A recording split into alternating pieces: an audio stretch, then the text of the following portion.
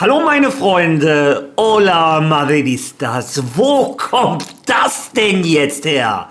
Real Madrid hat ein offizielles Angebot gemacht für Yan Diomandé. Und das Ganze ist von Fabrizio Romano bestätigt. Und nicht nur von ihm, auch die anderen großen Quellen rund um Real Madrid bestätigen, Real Madrid geht all in für Yan Diomandé. Was bedeutet das für den Transfermarkt von Real Madrid? Was bedeutet das für den Wechsel von einem Olise? Was bedeutet das für einen Wechsel von Rodri? Darüber unterhalten wir uns natürlich in diesem Video. Dann hatte Real Madrid aber auch gestern ihr erstes Freundschaftsspiel. Real Madrid gewinnt gegen Alcorcón 1:0. Was in diesem Spiel passiert ist und noch viel mehr in diesem Video.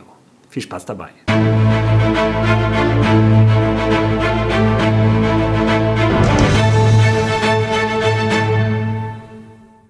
Ja, Real Madrid in diesem Sommer ist absolut verrückt. Florentino Perez ist zurück.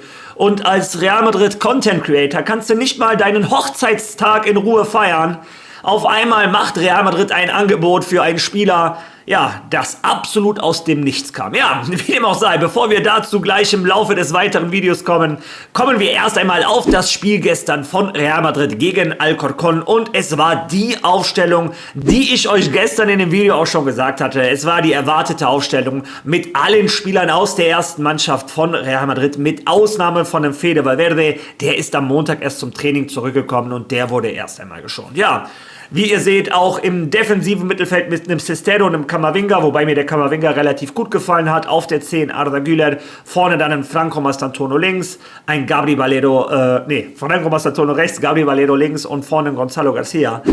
Ja, und bevor ich euch den Eindruck vom Spiel erzähle, von dem Spiel, wo ich 20 Minuten gesehen habe, das Einzige, was ich gesehen habe, ist, wie in der ersten Minute Franco Mastantuono einen klaren Elfer rausholt und Arda Güler den dann verschießt. Aber es sagt auch schon was über die Autorität aus von dem Arda Güler, dass er derjenige ist, der sich den Ball nimmt und auch den Elfmeter schießt. Das zeigt, glaube ich, schon so ein bisschen sein Standing in der Mannschaft. Naja, wie dem auch sei, danach die 20 Minuten, da konntest du nicht viel nehmen. Man hat nur gesehen, die Spieler hatten schwere Füße.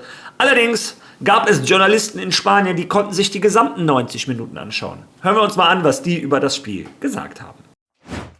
Mourinho hat 10 Spieler aus der ersten Mannschaft zur Verfügung. Nur Fede Valverde ist von diesen 10 heute nicht dabei, weil Fede erst am Mittwoch nach seinem Urlaub dazugestoßen ist. Ehrlich gesagt hätte es wenig Sinn gemacht, beim Uruguayer ein Risiko einzugehen. Und die erste Startelf von Mo bestand aus den übrigen, wie gesagt aus den anderen 9 plus 2 Jugendspielern. Im Tor Lunin, dann Trent, Asensio, Hause und Carreras, eine Viererkette hinten, davor das doppelte Mittelfeld mit Cestero und Camavinga.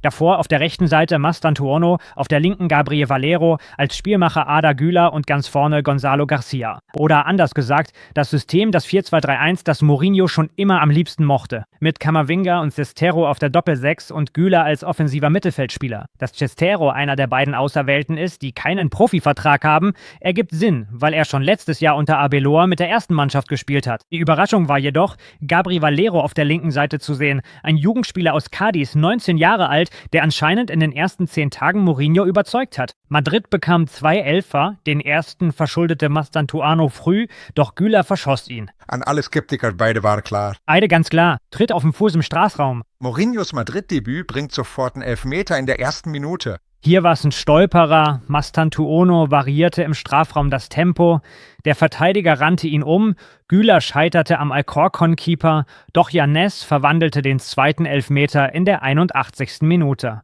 Ein typisch zäher Testauftrag ohne große Einzelaktionen. Das Hauptaugenmerk lag natürlich auf Mourinho, der erst 5 Minuten vor Ende des Aufwärmens auf den Rasen kam. Die meiste Zeit, die wir auf dem Platz waren, hat er gesessen und war ständig von seinem Trainerstab umgeben, darunter auch Sami Khedira, der eine der Neuerungen ist. Der Deutsche, war persönlich die ganze Zeit sehr aufmerksam bei den Spielern während der Passübungen. Es sieht so aus, als würde er in dieser Saison eine Hauptrolle übernehmen. Auf der Tribüne, Presse, Mitarbeiter und 3 Profis wie Valverde, der seit Mittwoch zurück ist, sowie die verletzten Militao und Rodrigo. Nur Ferland Mendy fehlte heute. Ja, das war eine Zusammenfassung von El Larguero. Real Madrid hat zur Halbzeit komplett durchgewechselt. Am Ende hat Real Madrid das Ding durch ein 1:0 Elfmetertor von Yáñez gewonnen. Und dieser Yáñez ist einer der Protagonisten, der vom gegnerischen Trainer gelobt wurde. Denn, ja, ich persönlich kann natürlich meine Meinung über 20 Minuten, da kann ich euch nicht viel mit weiterhelfen. Aber hören wir uns mal an, was der Trainer der Gegner gesagt hat. Der hat das Spiel logischerweise 90 Minuten gesehen und er wurde gefragt von den Gegnern, welche Spieler ihm am meisten gefallen haben. Also der Mann hat mehr Ahnung. Hören wir da zusammen einmal rein. Im heutigen Spiel, wen hast du gut gesehen? Also mir ist David Yanes aufgefallen. Ja. Und Alex Siria. 2 Jungs, die letztes Jahr noch bei Real Madrid Castilla waren, die heute im zweiten Durchgang als rechter und linker Flügel gespielt haben. Ehrlich gesagt, sie haben mir gefallen. Und naja, von den altbekannten Spielern hat mir wahrscheinlich Arda Güler am besten gefallen. Ja, ihr habt es selber gehört. Auf der einen Seite natürlich der Torschütze Yáñez. Ja, der Junge hat eine überragende Saison hinter sich. Dann spielt er mit der spanischen Nationalmannschaft die U19-EM und da sind sie durchspaziert. Ja, und jetzt kommt er nach Real Madrid, holt den Elfer übrigens selber raus und verwandelt den Elfmeter auch selber. Also ein ganz starkes Spiel anscheinend von dem Jungen und ich bin gespannt, was die Zukunft da noch mit sich bringt. Vor allem, weil auf seiner Position ja Real Madrid gerade anscheinend einen 100-Millionen-Euro-Transfer macht. Bin ich mal gespannt, wie die Zukunft von dem Jungen aussieht. Auf der anderen Seite ein Alexis Sidia, von dem habe ich euch schon so oft erzählt. Dieser Junge ist der absolute Wahnsinn, spielt erst eine halbe Saison bei Real Madrid und ja, überspringt alle Kategorien und wird einer der größten Talente der Nachwuchsakademie von Real Madrid. Ja, und aus der ersten Mannschaft, ihr habt es selber gehört, nicht, dass ihr sagt, ich habe eine Arda-Fanbrille auf. Der gegnerische Trainer hat gesagt, ja, bei Real Madrid ist Arda Güler sehr stark gewesen, trotz des verschossenen Elfmeters. Ja, wie dem auch sei, das war die Zusammenfassung des Spiels von gestern. Ich habe extra andere kommentieren lassen, die das Spiel komplett gesehen haben und den gegnerischen Trainer. Schließt daraus eure eigenen Schlüsse. Ja, Schluss jetzt damit. Kommen wir jetzt zu einem der 2 Hauptthemen, nämlich dem Hauptthema Rodri. Ja, Rodri, ich glaube, da habe ich euch in den letzten Wochen immer wieder auf den neuesten, aktuellsten Stand gebracht. Und gestern gab es dann quasi die nächste Bombe, denn ein nächster dicker Brocken ist aufgesprungen auf das Rodri zu Real Madrid Boot. In diesem Fall David Ornstein und Mario Cortegana von The Athletic. Die hatten sich bis dahin noch ein bisschen gewehrt, aber die sind gestern auch eingestiegen mit der Information: Real Madrid arbeitet an einem Transfer von Rodri von Manchester City. Real Madrid arbeitet an einem Transfer des Mittelfeldspielers Rodri von Manchester City. Zum jetzigen Zeitpunkt haben noch keine Gespräche zwischen den Vereinen stattgefunden, aber Real Madrid ist zuversichtlich, dass eine Einigung erzielt werden kann und geht davon aus, dass Rodri in diesem Sommer zum Verein wechseln wird. Also, auch The Athletic, David Ornstein, Mario Cortegana sind sich sicher, Real Madrid ist zuversichtlich, Rodri wird in diesem Sommer zu Real Madrid kommen. Auch ein Fabrizio Romano hat gestern in seinem Video, oder besser gesagt heute Morgen in dem Video noch gesagt, dass Real Madrid bereits mit den Agenten von Rodri verhandelt.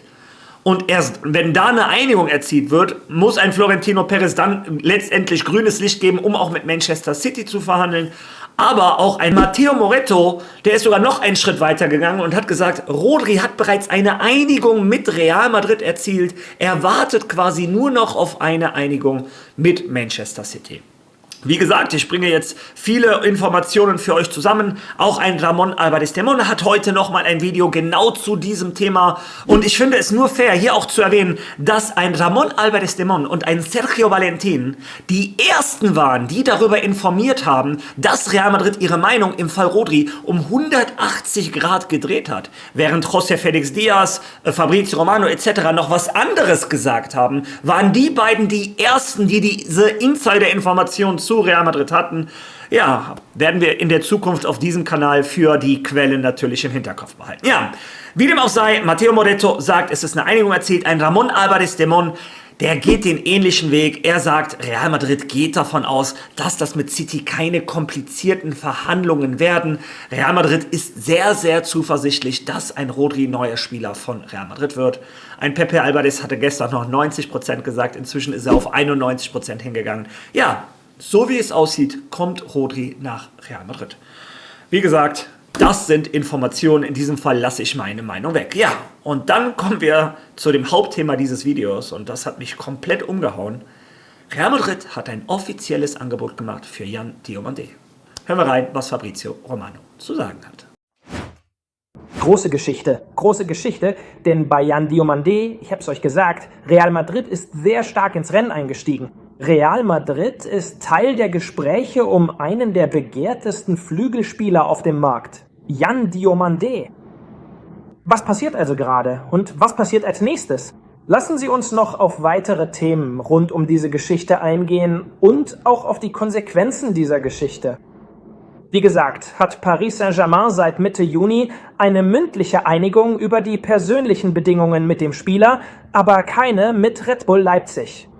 Und jetzt hat Real Madrid bereits ein offizielles Angebot bei Red Bull Leipzig für Yan Diomandé abgegeben, 90 Millionen Euro plus 10 Millionen Euro an Boni. Das Angebot wurde von Red Bull Leipzig abgelehnt. Das Update, das ich euch geben kann, ist, dass Real Madrid in direkten Gesprächen zwischen dem spanischen Club und Oliver Minzlaff von der Red Bull-Gruppe Red Bull bereits bestätigt hat, dass sie ein neues offizielles Angebot für Yan Diomandé vorbereiten. Real Madrid wird also voraussichtlich mit einem neuen Vorschlag an den Verhandlungstisch zurückkehren. Dann ist mein Verständnis, und das ist ein weiterer wichtiger Punkt in dieser Geschichte, dass Yan Diomandé auch Real Madrid gegenüber die Türen geöffnet hat. Während andere Clubs aus England versucht haben anzurufen, um herauszufinden, ob sie das Geschäft kapern, ob sie einsteigen, ob sie PSG zuvorkommen oder irgendwie einen Weg finden können, hat Yan Diomandé die Türen nicht geöffnet. Als Real Madrid anrief, begann Yan Diomandé sehr in Versuchung zu geraten. Meinen Informationen zufolge ist Yan Diomandé offen für einen Wechsel zu Real Madrid und das ist eine wichtige Nachricht. Real Madrid ist der Meinung, dass Yan Diomandé, falls sie eine Einigung mit Red Bull Leipzig erzielen können, dem Projekt von Real Madrid zusagen würde und das ist eine bedeutende Geschichte.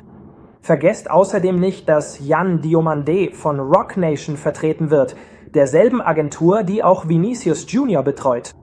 Was bedeutet das? Zunächst einmal muss Roc Nation mit Real Madrid sprechen, um über die Zukunft von Vinicius Junior zu entscheiden. Es ist nur noch ein Jahr Vertrag übrig, daher möchte Real Madrid die Situation so schnell wie möglich klären. Deshalb wird Roc Nation auch Gespräche mit Real Madrid über Vinicius führen. Aber, das bedeutet in diesem Fall, dass für Yan Diomandé die Verbindung zwischen Real Madrid und Roc Nation, übrigens auch die Agentur, die zum Beispiel Endrick vertritt und ein sehr gutes Verhältnis zu Real Madrid hat, natürlich ein Faktor ist. Und jetzt hat Real Madrid das Gefühl, dass Yan Diomandé die Türen für diesen Wechsel öffnen würde. Deshalb geht Real Madrid jetzt so entschlossen vor. 90 Millionen Euro plus 10 Millionen an leicht erreichbaren Boni wurden von Leipzig abgelehnt, aber Real Madrid wird sehr bald mit einem neuen Angebot zurückkommen. Also macht euch bereit, denn diese Saga wird verrückt, da Real Madrid bei Yan Diomandé alles auf eine Karte setzt. Ja, ihr habt es selber gehört. Real Madrid hat gestern das erste offizielle Angebot gemacht, 90 Millionen plus 10 Millionen leicht erreichbare Boni, also 100 Millionen Euro quasi. Liverpool Leipzig hat abgelehnt. Leipzig möchte 130 Millionen Euro, aber Real Madrid hat Leipzig schon klar gemacht, wir verhandeln noch weiter, unser neues Angebot kommt. Leipzig hat vielleicht noch im Hinterkopf, dass Florentino gesagt hat, er möchte 150 Millionen zahlen. Nein, wie dem auch sei. Aber auch da sagt eine Arantxa Rodriguez heute, Real Madrid ist sehr zuversichtlich, dass sie eine Einigung erzielen werden mit Leipzig. Und der Spieler, habt ihr selber gehört, der ist offen, nach Real Madrid zu wechseln, wundert mich auch nicht. Der wurde vor einem Jahr oder so, wurde er mal gefragt, wer seine Inspiration ist. Da hat der Vini Junior gesagt, wessen Mentalität er gerne hätte, hat er Kylian Mbappé gesagt. Sein Lieblingsspieler aller Zeiten hat der Cristiano Ronaldo gesagt. Also, dass dieser Junge schon Real Madrid-affin ist, wundert nach diesen Aussagen keiner. Ja, was soll ich euch zu diesem Transfer sagen? Laut dem Fabrizio Romano ist das ein expliziter Wunsch von einem José Mourinho. Er wünscht sich noch mehr Tempo im Angriff. als wenn ein Mbappé und Vini Junior an Tempo nicht reichen würden. Aber ja, ein José Mourinho möchte anscheinend wieder zurück zu seinem Rock'n'Roll-Fußball, den Konterfußball, der uns damals 100 Punkte und 121 Tore, wenn ich mich nicht täusche, gebracht hat. Es ist ein Wunsch von José Mourinho. Dazu, der Junge, was soll ich sagen, der ist 19 Jahre alt, kann sowohl auf dem rechten Flügel als auch auf dem linken Flügel spielen, hat in seiner ersten Saison bei Leipzig 13 Tore und 9 Assists geliefert, also 22 Scorerpunkte und ist die Sensation der Bundesliga gewesen. Ist der Preis sehr hoch? Ist der Preis günstig? Was ist meine Meinung?